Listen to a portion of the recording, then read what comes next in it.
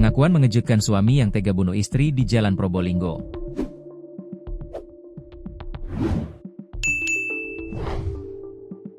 Terkuak pembunuh wanita yang ditemukan tewas dengan luka bacok di tengah jalan Desa Tarokan, Kecamatan Banyuanyar, Kabupaten Probolinggo, Jawa Timur pada Jumat, 4 April 2025, lalu.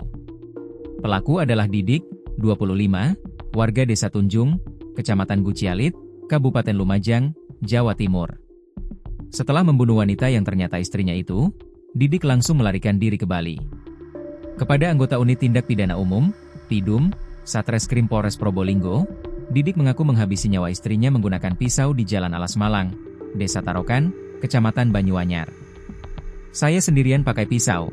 Setelah menghabisi nyawa istri, itu, baru saya langsung ke Bali, karena memang sudah niat mau kerja di Bali, kata Didik, Jumat, 18 April 2025. Pembunuhan itu dilatar belakangi sakit hati dan cemburu setelah ditinggal oleh korban DND, 25, yang masih istri sahnya itu, bersama selingkuhan korban. Setelah bertemu di sebuah toko di Kecamatan Maron, langsung diajak pergi.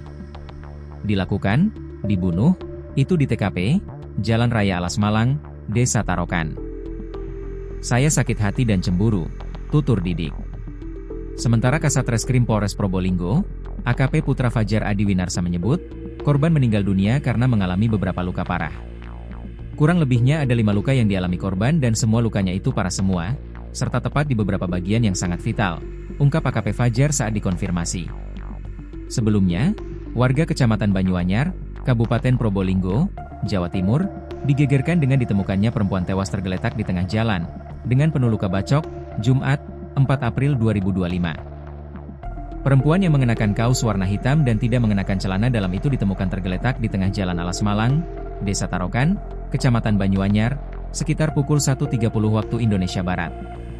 Setelah video penemuan itu tersebar, barulah diketahui korban adalah DND, 25, warga Desa Sumberpoh, Kecamatan Maron, Kabupaten Probolinggo. Setelah melakukan penyelidikan, Satreskrim Polres Probolinggo akhirnya menangkap pelaku yang diketahui adalah suami korban. Pelaku ditangkap di wilayah Bali, pada Rabu, 16 April 2025, malam.